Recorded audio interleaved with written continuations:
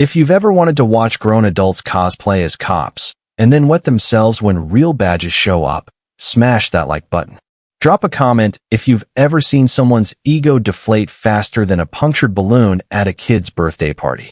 My brother Jake has this infuriating habit of staying calm in situations that would make a Buddhist monk throw punches. It's like watching a human sedative walk around in khakis and polo shirts.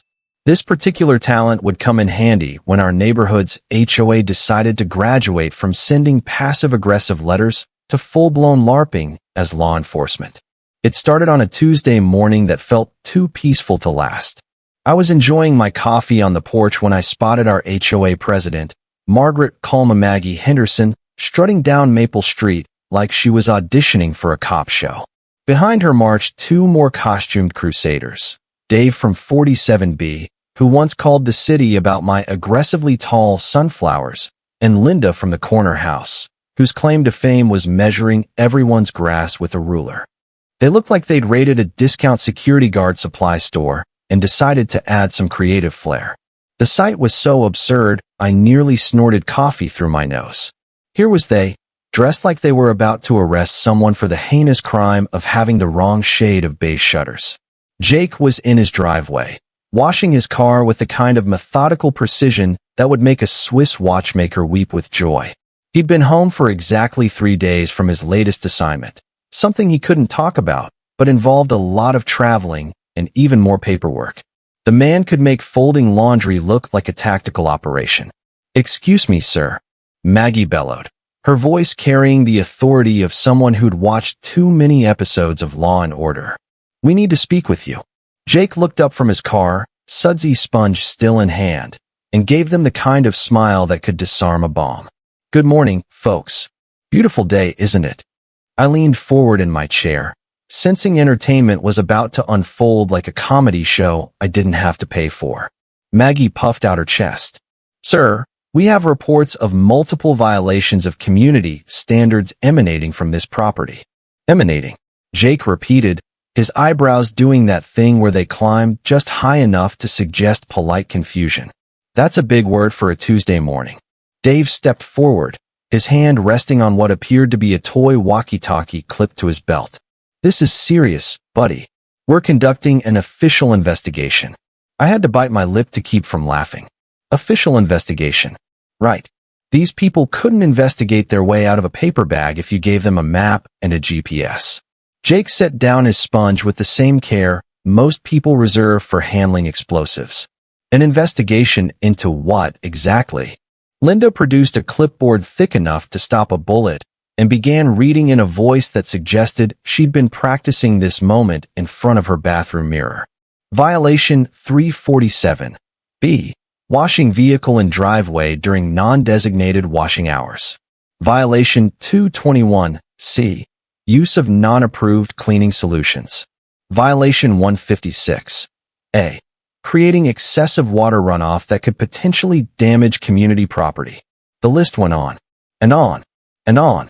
Jake listened with the patience of a saint and the expression of someone watching paint dry in slow motion.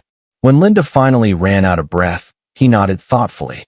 "Interesting," he said, his voice carrying just enough curiosity to sound genuine. "And you three are?" "We're the HOA Enforcement Division," Maggie announced, her chest swelling with pride that would have made a peacock jealous. "Duly appointed to maintain order and ensure compliance with all community regulations." "Enforcement Division," Jake repeated slowly, like he was tasting the words. "That's new." Dave jangled what sounded suspiciously like toy handcuffs. "Sir, we're going to need you to come with us for questioning." And here's where any normal person would have started asking uncomfortable questions about authority, jurisdiction, and basic sanity. But my brother? He just smiled that maddeningly calm smile and said, "Sure thing." I nearly fell off my chair. Watching Jake agree to be arrested by 3 middle-aged suburbanites in knockoff uniforms was like watching a nature documentary where the gazelle politely asks the lions if they'd prefer their dinner rare or well done. "Just let me grab my keys," Jake said, wiping his hands on a towel with the same casual energy most people use to answer the phone. Maggie's eyes lit up like Christmas morning. She'd probably been dreaming of this moment since the HOA board voted her president for life, an election where she was the only candidate and the only voter. "We'll need to secure this area as part of our investigation," Dave announced, pulling out what looked like police tape from a party supply store. The kind that usually says "Caution, wet floor," but had been creatively modified with a Sharpie to read "Police line, do not cross." I watched from my porch as they began cordoning off Jake's driveway like it was a crime scene instead of the sight of someone washing their Honda Civic.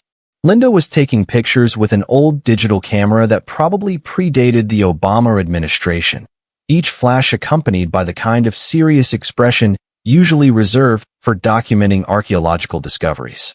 "Sir, we're going to need you to step back," Dave called to me, his hand hovering over his toy walkie-talkie like he was about to call for backup from the Power Rangers. "I'm on my own property," I replied, not moving an inch from my chair. "This is an active investigation," Maggie huffed. "We have authority to." "To what exactly?" I asked, sipping my coffee with the kind of calm that comes from knowing you're about to witness something spectacular. Jake emerged from his house, keys jingling, still wearing that enigmatic smile that made him look like he knew something the rest of us didn't. Which, as it turned out, he absolutely did. "Ready when you are, officers," he said, managing to make the word officers sound both respectful and somehow amused. Linda fumbled with her handcuffs, the plastic kind that come with a kid's police costume, but Jake was already walking toward their patrol car, which was actually Dave's Honda Pilot with a magnetic sign stuck to the side that read HOA Enforcement in Comic Sans font. "Sir, you need to put your hands behind your back," Dave called, hurrying to catch up. "Oh, right. Sorry about that," Jake said, stopping and actually putting his hands behind his back like he was helping them learn how to arrest someone properly. The whole scene was so surreal I half expected a director to yell "cut" and congratulate everyone on a successful comedy sketch rehearsal. Maggie opened the back door of the Honda with the flourish of someone who'd clearly practiced this moment. "Watch your head," she said, like she'd been doing this for years instead of minutes.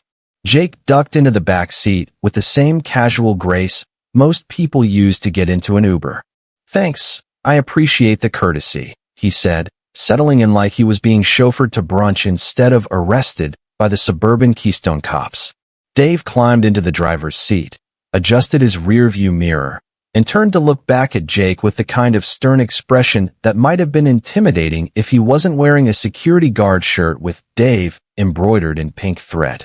"You have the right to remain silent," he began, clearly reading from a card he'd printed off the internet. "That's very thoughtful of you to remember my rights," Jake replied, his voice carrying just enough appreciation to sound genuine, while somehow making it clear he found the whole thing adorable. Linda squeezed into the passenger seat, her clipboard balanced on her knees like she was about to take dictation. "We're taking you to the community center for processing," she announced. "The community center has excellent coffee," Jake observed. "Is this going to take long? I'd hate to miss the good stuff." I watched this bizarre parade pull out of our driveway. Three grown adults who'd apparently decided that buying costumes on Amazon made them law enforcement officials, chauffeuring my brother to what was probably going to be the most polite interrogation in HOA history. What they didn't know, what they couldn't have known, was that Jake had been expecting something exactly like this for the past week. Not because he was psychic, but because he'd been tracking their little enforcement division project through channels they didn't even know existed. The Honda Pilot disappeared around the corner, taking with it what was probably going to be the shortest-lived power trip in suburban history. I finished my coffee and checked my watch. Any minute now, things were about to get very interesting. The Maple Grove Community Center had seen its share of excitement over the years. Bingo nights that got heated over disputed B7 calls, PDA meetings that turned into full-contact debates about playground equipment, and that memorable incident where the book club nearly came to blows over whether 50 Shades of Grey counted as literature. But it had never hosted what Maggie, Dave, and Linda were convinced was their first official arrest and interrogation. I decided to follow the circus, because honestly, watching paint dry would have been less entertaining, and I had a front row seat to what promised to be the most spectacular implosion of authority since someone gave a mall security guard a real badge. By the time I arrived, they'd set up shop in Conference Room B, which usually hosted discussions about lawn fertilizer schedules and complaints about unleashed dogs. Maggie had transformed it into what she probably imagined was an intimidation chamber, complete with a folding table, 3 mismatched chairs, and a tape recorder that looked like it had been rescued from a 1980s police procedural. Through the window, I could see Jake sitting across from his 3 captors, with the relaxed posture of someone attending a casual business meeting. He'd somehow managed to make being handcuffed to a chair look comfortable, which was probably the first sign that this interrogation wasn't going according to anyone's script but his. "State your name for the record," Maggie commanded, her voice carrying the authority of someone who'd clearly been practicing this line in her car. "Jake Morrison," he replied, adding his address and phone number like he was filling out a survey. "Would you like my email too? I check it pretty regularly." Dave leaned forward, trying to channel every TV detective he'd ever seen. "Mr. Morrison, do you understand why you're here?" "Well, Dave, you said it was about washing my car," Jake said thoughtfully. "Though I have to admit, I'm curious about the jurisdiction issue." "Jurisdiction?" Linda looked up from her clipboard, her pen hovering uncertainly. "Sure," Jake said, his tone conversational and helpful. "I mean, you're arresting me for washing my car in my own driveway, on my own property, with my own water. I'm just wondering what legal authority gives you the right to do that." There was a moment of silence that stretched like taffy. I could practically see the gears grinding in their heads as they tried to process a question they'd clearly never considered. "We're the HOA Enforcement Division," Maggie repeated, but her voice had lost some of its earlier confidence. "Right, but the HOA is a civil organization," Jake continued, still sounding like he was genuinely trying to understand. "Civil violations typically result in fines or liens, not arrests. Arrests are usually handled by, well, actual police officers." Dave's hand moved instinctively toward his fake badge. "We have authority." "From whom?" Jake interrupted gently. "Did the state give you arrest powers? The county? The city? Because I'm pretty sure impersonating police officers is actually illegal. Like, felony illegal." The temperature in the room seemed to drop about 10 degrees. Linda's pen had stopped moving entirely, and she was staring at Jake like he'd just explained why the sky was falling. "We're not impersonating police officers," Maggie said, but her voice had developed a slight tremor. "We're community enforcement." Jake nodded thoughtfully. "I see. So when Dave read me my Miranda rights, that was just for fun." Another silence. This one lasted long enough for me to count to 15. "And the handcuffs," Jake continued, rattling the plastic restraints with casual interest. "These are definitely meant to restrict my movement against my will, which I believe falls under the legal definition of false imprisonment." I had to admire the man's technique. He wasn't being confrontational or aggressive. He was just asking questions with the same tone most people use to inquire about the weather, while systematically dismantling their entire operation with the precision of a Swiss watchmaker taking apart a clock. "Now you're just being difficult," Dave said, but he'd started sweating despite the air conditioning. "Am I?" Jake asked, tilting his head with genuine curiosity. "I'm just trying to understand the legal framework we're operating under here. Because from where I'm sitting, literally sitting, thanks to these handcuffs, it seems like 3 people in costumes have illegally detained me." Dave's fake badge was no longer catching the light quite so proudly. "We have complaints from multiple residents." "About what exactly?" Jake asked. "Washing my car? With soap and water? On a Tuesday morning? It was outside designated washing hours." Linda burst out, waving her clipboard like it was a legal document. Jake looked at her with the kind of patient expression teachers use with particularly slow students. "Linda, can you show me where in my deed it says the HOA has the authority to designate when I can wash my car in my own driveway?" The clipboard wavered. It's in the community guidelines." "Community guidelines," Jake repeated slowly. "Not laws. Guidelines. Like suggestions." The silence that followed was so complete I could hear the air conditioning kick on in the next room. I was starting to feel almost sorry for them. Almost. Then I remembered all the ridiculous fines they'd issued over the years and decided they were getting exactly what they deserved. That's when Jake's phone started ringing. Jake's phone ringing in the middle of his interrogation was like a fire alarm going off during a bank robbery, the kind of sound that makes everyone stop what they're doing and recalculate their life choices. I should probably take this, Jake said, looking down at his phone with the casual interest of someone whose biggest concern was whether to have Chinese or Italian for lunch. You can't answer that, Maggie said, but her voice had developed the kind of uncertainty usually reserved for people who've just realized they're lost in a forest at night. It's work, Jake explained, as if that settled the matter. Dave, could you help me out here? The handcuffs are making it a bit tricky. Dave looked at Maggie, then at Linda, then back at Jake like he was waiting for someone to explain the rules of this game they'd apparently been making up as they went along. The phone kept ringing. The sound seemed to get louder with each ring, filling the conference room with the kind of tension you usually only see in movies right before something explodes. This is highly irregular, Linda muttered, clutching her clipboard like it was a life preserver. More irregular than 3 people in Halloween costumes arresting someone for car washing. Jake asked pleasantly. That's when the front door of the community center opened with enough force to rattle the windows. The sound echoed through the building like thunder, followed by the kind of footsteps that suggest people who know exactly where they're going and aren't particularly interested in obstacles. Maggie's head snapped toward the sound, her face going through more color changes than a mood ring in a hot car. Expecting company? Jake asked, his phone still ringing insistently. The footsteps were getting closer, accompanied by the low murmur of professional voices discussing something in the clipped, efficient tones that government agencies use when they're about to ruin someone's entire day. Federal Bureau of Investigation, a voice called from the hallway. We're looking for Agent Morrison. The effect of those 4 words on our amateur law enforcement squad was like watching dominoes fall in reverse. Instead of falling down, they seemed to shrink into themselves, each one trying to become smaller than the last.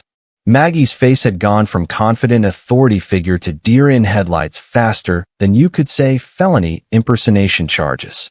Agent, Dave whispered, his voice climbing several octaves.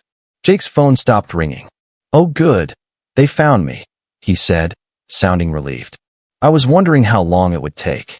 The conference room door opened to reveal 3 people who looked like they'd stepped out of a recruitment poster for Competent Government Employee of the Year. 2 men and 1 woman, all wearing the kind of serious expressions that suggested they dealt with actual criminals instead of people who washed their cars at unauthorized hours. Agent Morrison, the woman said, her voice carrying the kind of authority that didn't need plastic badges or party store uniforms. We need to debrief on the Henderson investigation. Perfect timing, Jake replied, rattling his handcuffs meaningfully. I seem to have gotten temporarily detained. The 3 FBI agents took in the scene. Jake handcuffed to a chair, 3 people in fake uniforms holding clipboards and toy walkie-talkies, and a tape recorder that looked like it had been used to record confession scenes in 1980s detective shows. The silence that followed was so profound I'm pretty sure everyone in the room could hear their own heartbeats. Ma'am, the lead agent said, addressing Maggie with the kind of professional courtesy that somehow managed to sound more intimidating than shouting. Would you mind explaining why you have a federal agent restrained? Maggie's mouth opened and closed several times, producing sounds that might charitably be called words if you were feeling particularly generous about the definition. They're conducting an investigation, Jake said helpfully, into car washing violations. Car washing, the male agent repeated slowly, like he was translating from a foreign language. During non-designated hours, Linda added weakly, apparently still clinging to the belief that this might somehow make sense to train law enforcement professionals. Dave had gone so pale I was genuinely concerned he might faint. His hand had moved away from his toy walkie-talkie, like it had suddenly become radioactive. I see, the female agent said, her tone suggesting she saw quite a lot more than anyone in that room was comfortable with. And you have what authority to detain federal agents? We're the HOA Enforcement Division, Maggie managed to squeak out. The look that passed between the three real agents was the kind of silent communication that suggested they dealt with every type of civilian interference imaginable. But this might be a new one for the books. "Could someone please remove Agent Morrison's restraints?"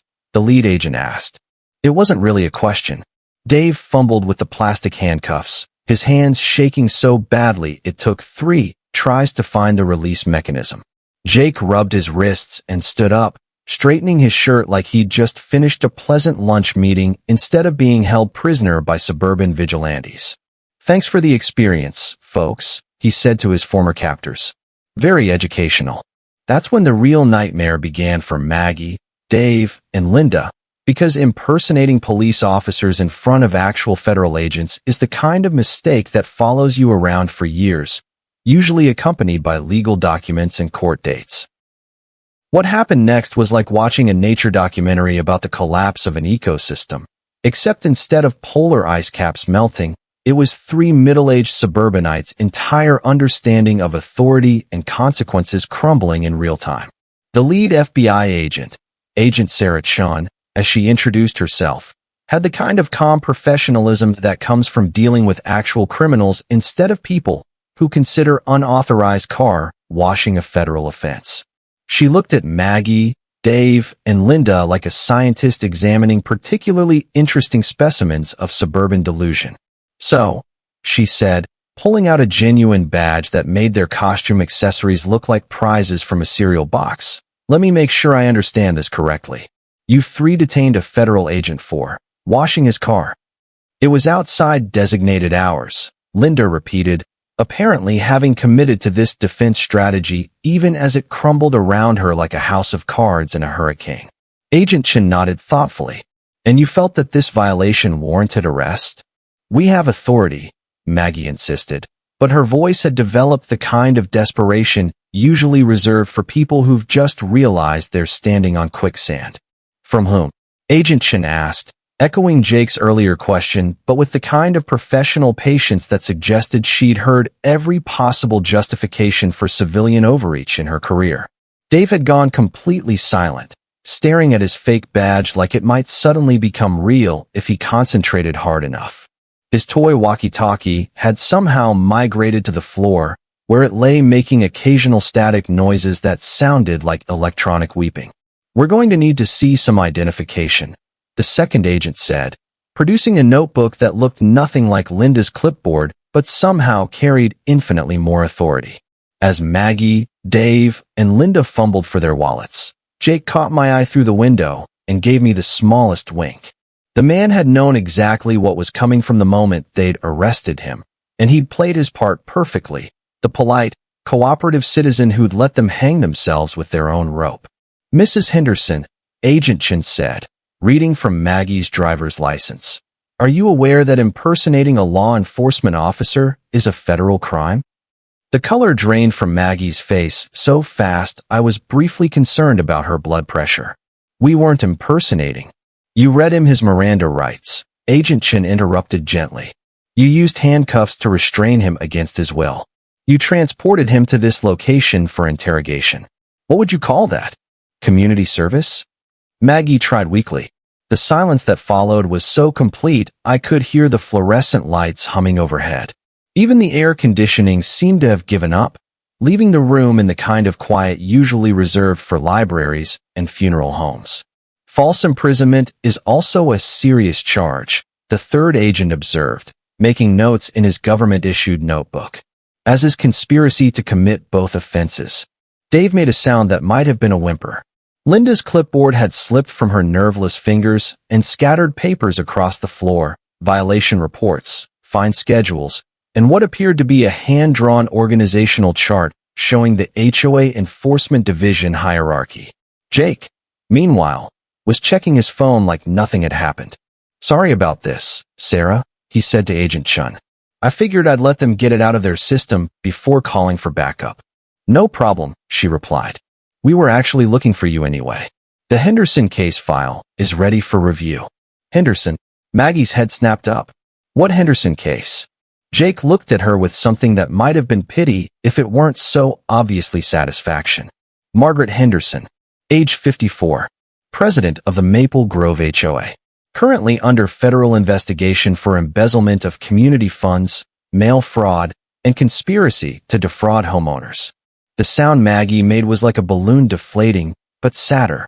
You've been skimming money from the HOA accounts for 2 years, Jake continued conversationally, using fake invoices for community improvements that never happened. We've been building the case for months. Dave and Linda turned to stare at Maggie like she'd suddenly sprouted a second head. Linda's mouth was moving, but no words were coming out. The fake police uniforms were actually a nice touch, Jake added. Really helps establish a pattern of delusional behavior and abuse of authority. The prosecutor's going to love that detail.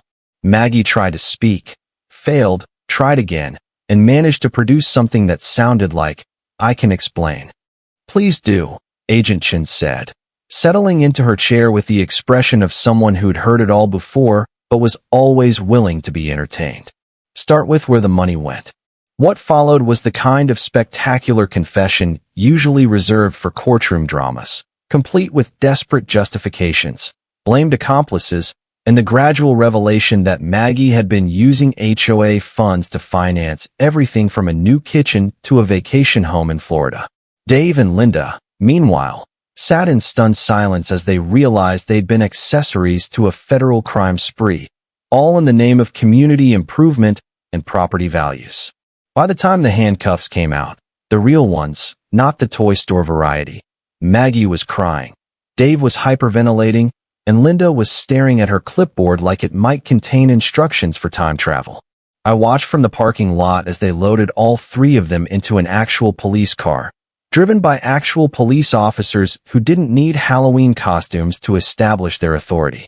The Honda Pilot with its HOA enforcement sign sat abandoned in the parking lot, a monument to suburban overreach and the dangers of giving power-hungry people even the tiniest taste of authority. Jake found me by my car, still wearing that infuriatingly calm smile. "Good morning," he asked. "The best," I replied. "Though I have to ask, how long have you known about Maggie's little embezzlement operation?" "About 6 months," he said. "But we needed to let her dig the hole a little deeper before we filled it in. The fake police thing was just a bonus." As we watched the real police car disappear down Maple Street, taking with it the shortest-lived law enforcement career in HOA history, I couldn't help but smile. Sometimes justice comes in the form of a gavel and a judge. Sometimes it comes in the form of 3 delusional neighbors who arrest a federal agent for washing his car and then confess to multiple felonies in front of the entire FBI. Either way, it tastes pretty sweet. The neighborhood was a lot quieter after that. Turns out when your HOA president is doing federal time for embezzlement and your enforcement division is attending court-ordered anger management classes, people tend to mind their own business. Jake went back to washing his car whenever he damn well pleased. And me? I invested in a really good security camera system, not for protection, but because I never wanted to miss another show that good. Thank you for being with us. Please share in the comments where you are watching from and whether you liked everything, and see you next time.